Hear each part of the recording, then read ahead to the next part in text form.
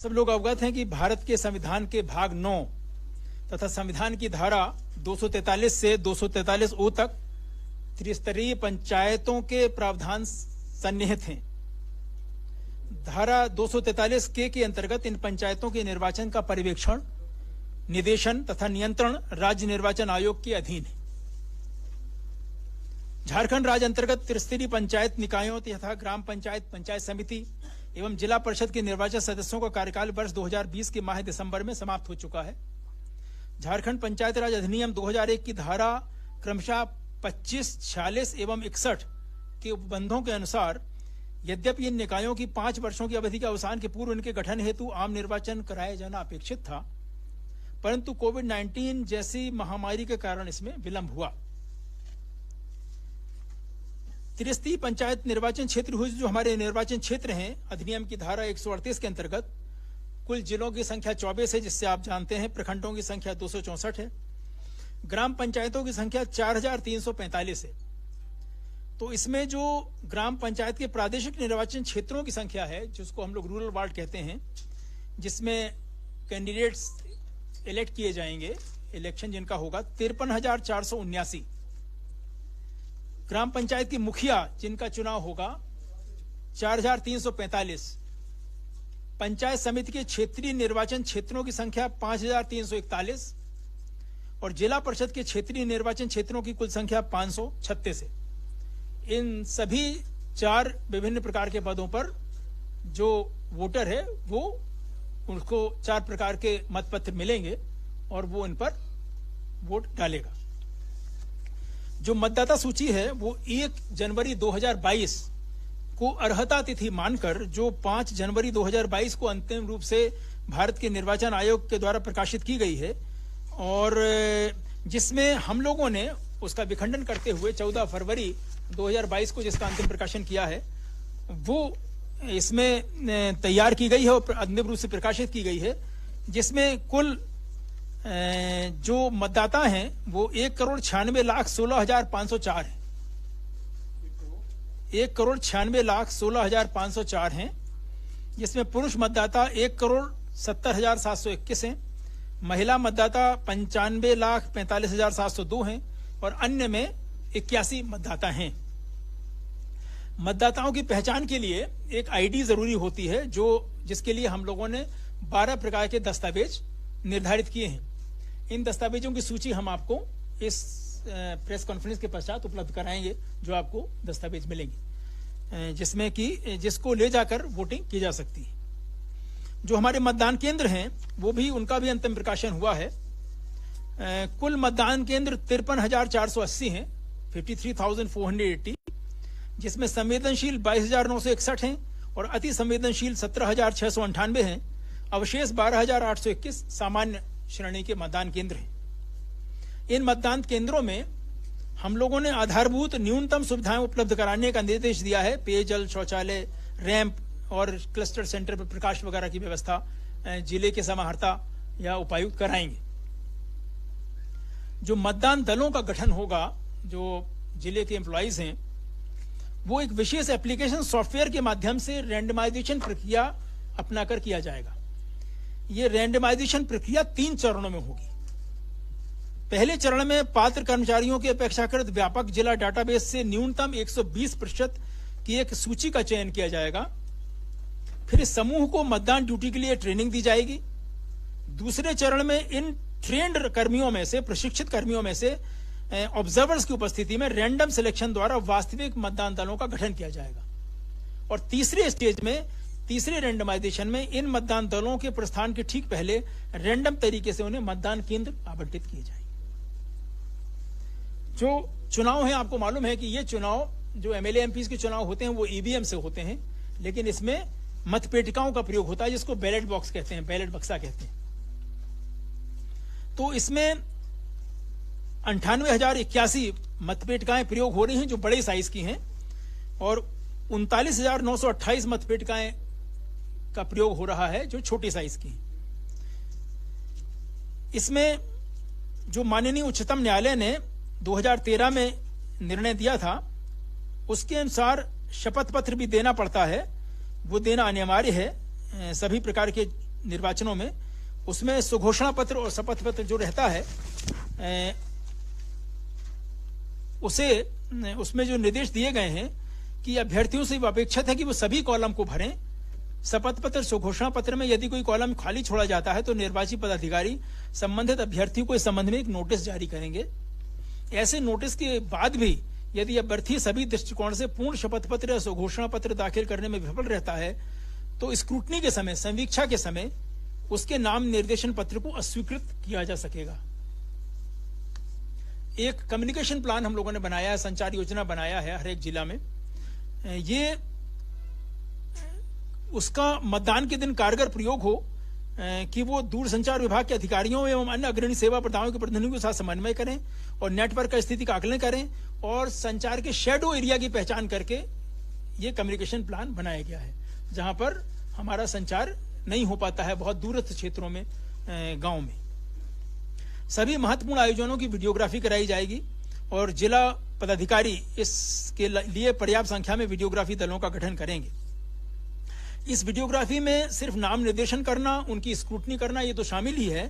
प्रचार अभियान के दौरान जो महत्वपूर्ण बैठकें होंगी, सभाएं होंगी, जुलूस निकलेगा, उसकी भी वीडियोग्राफी करना आवश्यक होगा। विधि व्यवस्था एवं सुरक्षा बलों की तैनाती। निर्वाचनों के संचालन में विस्तृत सुरक्षा प्रबंधन शामिल होता है। इसमें मतदान कर्मियों की सुरक्षा, मतदान केंद्रों की सुरक्षा, मतदान सामग्रियों की सुरक्षा, निर्वाचन प्रक्रिया की समग्र सुरक्षा भी शामिल है। इसमें विशेष रूप से अतिसंवेदनशील मतदाताओं जैसे कमजोर वर्ग के लोगों के मन में भरोसा कायम करने के लिए मतदान के पहले से ही सशस्त्र बलों की तैनाती की जाती। तो हम लोग चाहते हैं, आयोग चाहता है कि ऐसा परिवेश का निर्माण हो जिसमें निष्पक्ष एवं स्वतंत्र निर्वाचन सुनिश्चित कराए जा सकें। बिना किसी बाधा, बिना किसी अनुचित रूप से प्रभावित, भयभीत हुए लोग मतदान केंद्र तक पहुंचे। जमीनी स्थिति के आकलन के आधार पर इन सशस्त्र पुलिस बलों का निर्वाचन के दौरान इनकी तैनाती की जाएगी और इनका उपयोग मतदान केंद्रों की सुरक्षा करने और मतदान के दिन निर्वाचकों और मतदान कर्मियों को सुरक्षा प्रदान करने के लिए किया जाएगा। इसके अलावा जब मतदान हो जाएगा तो जो स्ट्रांग रूम है उनकी सुरक्षा के लिए भी इनका प्रयोग किया जाएगा और मतगणना के लिए भी इनका प्रयोग किया जाएगा। जो मतदाता कमजोर वर्ग के हैं उसमें आपको मालूम हो अनुसूचित जाति और अनुसूचित जनजाति अत्याचार निवारण अधिनियम 1989 की धारा 3(1)(7) के अनुसार कोई भी व्यक्ति जो अनुसूचित जाति, अनुसूचित जनजाति का सदस्य नहीं है, अनुसूचित जाति, अनुसूचित जनजाति के किसी सदस्य को मतदान न करने के लिए या किसी विशिष्ट अभ्यर्थी के लिए मतदान करने के लिए या विधि द्वारा उपबंधित रीत से भिन्न रीत से मतदान करने के लिए मजबूर नहीं कर सकता है। अगर ऐसा करेगा तो कारावास की अवधि 6 माह से कम नहीं होगी, जो 5 वर्ष तक बढ़ाई जा सकेगी और इसके अलावा जुर्माना भी लगाया जा सकेगा। अच्छा, सभी हमने उपायुक्तों से कहा है कि इन उपबंधों को तत्परतापूर्वक लागू किया जाए। हम लोग पूरे निर्वाचन के लिए 45 सामान्य प्रेक्षकों को तैनात करेंगे। उनसे कहा जाएगा कि वे स्वतंत्र एवं निष्पक्ष निर्वाचन को संपन्न कराएं और प्रत्येक चरण पर पैनी नजर रखें। उनके नाम, जिला निर्वाचन क्षेत्र के भीतर पते, उनके टेलीफोन, मोबाइल नंबरों को स्थानीय समाचार पत्रों में प्रचार प्रसार किया जाएगा और किसी भी प्रकार की शिकायत का निवारण करने के लिए वो उपलब्ध रहेंगे। निर्वाचन व्यय, इस चुनाव में हर एक स्तर पर कमीशन ने, आयोग ने यह निर्धारित किया है कि कौन कितना व्यय कर सकता है। तो सदस्य जो ग्राम पंचायत के सदस्य हैं प्रादेशिक निर्वाचन क्षेत्र के, उनका अधिकतम निर्वाचन व्यय की सीमा है 14,000 रुपए।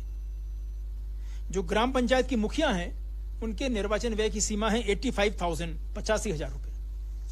जो पंचायत समिति के सदस्य हैं उनकी आय की सीमा, व्यय की सीमा है एक्सपेंडिचर लिमिट 71,000, 71,000 रुपए। और जो जिला परिषद के क्षेत्रीय निर्वाचन क्षेत्र के सदस्य हैं उनकी सीमा है 2,14,000 रुपए। तो इनके अनुश्रवण पे, इस पे निगरानी रखने के लिए हम लोग उड़न दस्तों का, निगरानी दलों का गठन करेंगे और हम लोग 45 व्यय प्रेक्षक, एक्सपेंडिचर ऑब्जर्वर्स की नियुक्ति कर रहे हैं। इसके समय हम लोगों ने यह भी कहा है, स्पेशली उत्पाद शुल्क विभाग को कहा है और पुलिस को कहा है कि स्पेशली ध्यान दिया जाए कि मादक पदार्थों का उत्पादन, वितरण, बिक्री, भंडारण पर विशेष निगरानी रहे। पेड न्यूज के बारे में एक सेल बनाया गया है हर एक जिला में और इस पे मीडिया प्रमाणन और अनुवीक्षण समिति निगरानी रखेगी और इस पर कार्रवाई की जाएगी। सभी अधिकारियों से अपेक्षा करता है आयोग कि वो कर्तव्यों का निष्पक्ष रूप से बिना किसी भय या पक्षपात के निर्वहन करें और इस दौरान जितने भी पदाधिकारी कर्मचारी हैं वो निर्वाचन के दौरान उन्हें आयोग की प्रतिनियुक्ति पर माना जाएगा और वे आयोग के नियंत्रण, पर्यवेक्षण और अनुशासन के अधीन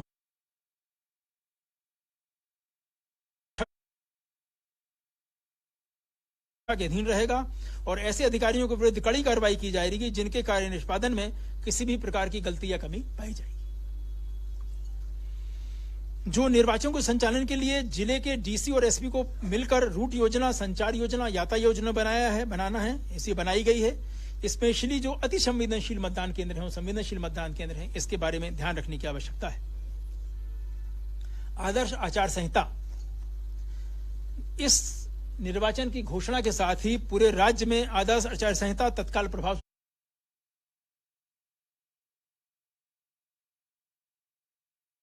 लागू हुए हैं और सभी अभ्यर्थियों पर, सभी राजनीतिक दलों पर और सभी झारखंड राज्य सरकार पर भी लागू होंगे, सभी पदाधिकारियों पर। केंद्र राज्य सरकार की पुरानी योजना का कार्यान्वयन हो सकता है और वो आदर्श आचार संहिता से प्रभावित नहीं होगा, चाहे उसमें टेंडर भी इन्वॉल्व क्यों ना हो। लेकिन जो नई योजनाएं हैं या जो जिला परिषद, पंचायत समिति, पंचायत की योजनाएं हैं, वो सब आचार संहिता के दायरे में आएंगी। इसमें इनके उल्लंघन को बड़ी कड़ाई से निपटा जाएगा और इस बारे में सबसे ही अपेक्षा की जाती है कि वो हमने जो मॉडल कोड ऑफ कंडक्ट निर्गत किया है, अपलोड भी किया है अपनी वेबसाइट पर, उसको पढ़ लें, अन्यथा इसका उल्लंघन होने पर प्राथमिकी दर्ज की जाएगी और कार्रवाई की जाएगी।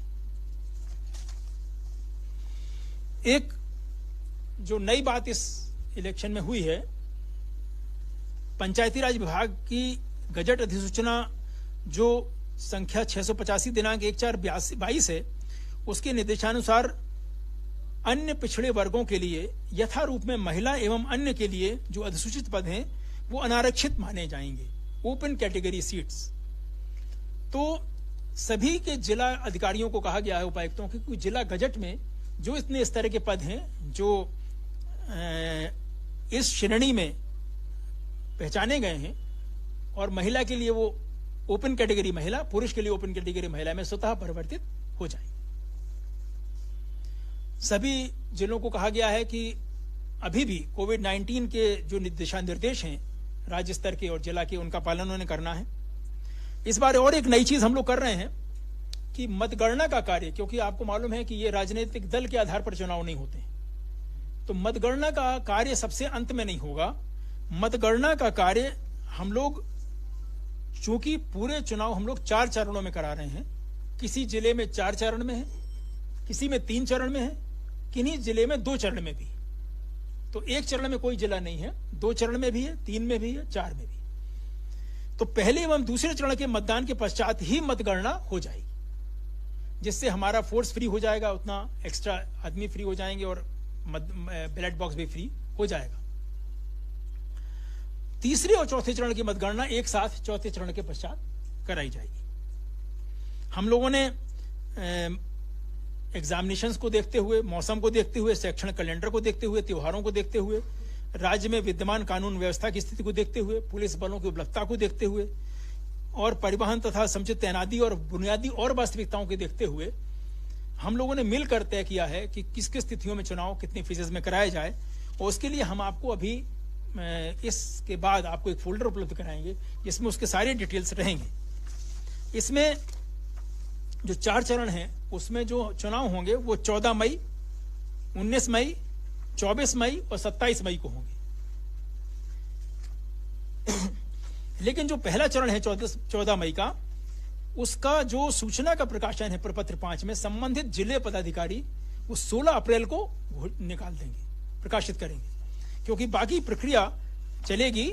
जैसे मैं एक उदाहरण के लिए बताता हूं, बाकी चरणों में भी ऐसे ही होगा। 16 अप्रैल को जिला निर्वाचन पदाधिकारी प्रपत्र 5 में निर्वाचन की सूचना का प्रकाशन करेंगे। 23 अप्रैल तक नाम निर्देशन करने के लिए अंतिम तारीख होगी। ये पहले चरण का है और सभी चरणों की तिथियों का मैं आपको पूरा विवरण इसके पश्चात उपलब्ध करा दूंगा। ये नाम निर्देशन जो होगा 11 बजे अपराह्न पूर्वाह्न से लेकर 3 बजे अपराह्न तक होगा। इसके पास स्क्रूटनी जिसको कहते हैं समीक्षा 25 अप्रैल और 26 अप्रैल को स्क्रूटनी की जाएगी, समीक्षा की जाएगी। नाम वापस लेने की तारीख है 27 अप्रैल और 28 अप्रैल। निर्वाचन प्रतीक आवंटन जो अलॉटमेंट ऑफ सिंबल्स होता है जिसका ऑर्डर निकला हुआ है वो किया जाएगा 29 अप्रैल को। ये पहले चरण के बारे में कह रहा हूं। और मतदान होगा 14 मई को। बीच में प्रचार के लिए समय जो दिया जाता है कैनवेसिंग पीरियड जो कहते हैं। इसकी मतगणना 17 मई को हो जाएगी। इसी प्रकार से द्वितीय चरण, तृतीय चरण और चतुर्थ चरण की तिथियां निर्धारित की गई हैं, जिसको हम आपको अवगत कराएंगे। इस प्रेस कॉन्फ्रेंस के बाद आप लोगों को जो सूचना दी जाएगी उसमें वो सभी चीजें आप देखिएगा। मतदाताओं की संख्या, विभिन्न रूप से जो और भी चीजें हैं, आपको सभी चीजें, कोई प्रश्न की आवश्यकता नहीं पड़ेगी। हमने ये इंश्योर किया है कि सारी जानकारी आपको उस जो हम आपको फोल्डर दे रहे हैं उसमें उपलब्ध करा दी जाए। तो दैट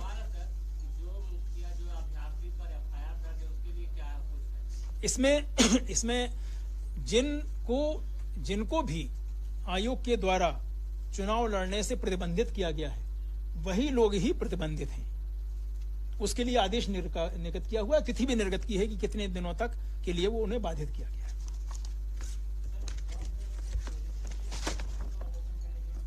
जी हाँ, उनकी डिटेल्स हम आपको दे रहे हैं। आचार संहिता है तो कोई भी मंत्री या कोई मैं आदर्श आचार संहिता की प्रतिलिपि अपने यहाँ अपलोड करा देता हूँ। इसमें सारे डिटेल्स दिए हुए हैं कि मंत्री क्या करेगा, वो क्या करेगा। आप एक 20 क्वेश्चन हैं इसके। कोई घोषणा उतना कर सकता है कि नहीं? नई योजनाओं की घोषणा नहीं होगी, लेकिन आप उसको पढ़ लीजिए और पढ़ने के बाद अगर कोई आपको कंफ्यूजन हो तो जरूर हम लोगों के पदाधिकारी हैं क्लियर, क्योंकि उसमें एक नहीं बहुत सारे पॉइंट्स हैं और वो मैं अपलोड करा दे रहा हूं और सबको दिलवा दे रहा हूं। कितने लोग प्रतिबंधित है पूर्व से? वो जिला वार अलग अलग संख्या है, क्योंकि संख्या बहुत ज्यादा है। कुछ लोगों को प्रतिबंधन से मुक्त भी किया गया है। ठीक है, और कुछ बात करनी है आपको? मुझे अपर पुलिस महानिदेशक हैं, ये कुछ बताएंगे आपको इसके बारे में। मीडिया के लिए सर एक सेल यहाँ पर भी होना हाँ नहीं, चाहिए। हम लोगों ने ये किया है, हम लोगों ने ये किया है कि सूचनाएं अभी भी बहुत ग्रुप में बहुत भीड़ नहीं करनी है, नहीं ये करना है, और आप लोगों के लिए भी सहूलियत रहता है। तो सभी जिलाधिकारियों को निर्देश दिए गए हैं कि रोज शाम को, क्योंकि अब तो ये हजारों की तादाद में होते हैं इलेक्शन, हाँ यहाँ भी, तो वो अपलोड करेंगे। तो हम लोगों की तरफ से जो था अधिकतम कार्य भी हुआ है। बाद में हम लोग भी अपने जो भी न्यूज होगा वो आपको अपलोड कर दिया करेंगे और दैनिक शाम को आपको ये समाचार मिल जाया करेंगे जो भी। सर हम लोग को राज्य स्तर का डेली चाहिए हम लोग को। हाँ, वो जो भी सूचना होगी अपलोड होगी। जो सूचना जिला स्तर पर होगी वो जिला स्तर पर होगी। सर कोई सेल यहाँ बन जाएगा ना तो हम लोग उससे ये कर सकते हैं। हम कोई भी प्रेस कॉन्फ्रेंस वगैरह की बात नहीं कर रहा हूँ। मैं सिंपली ये कह रहा हूँ कि आपको जिला अधिकतर सूचनाएं आपको जिला के आपके जो संवाददाता हैं जिले के स्तर से लेना होंगी अधिकतर, और जो हमारी केंद्र से संबंधित होंगी, राज्य से संबंधित होंगी, वो यहाँ पर हम लोग। अब आप सुरक्षा के बारे में कुछ बताएं।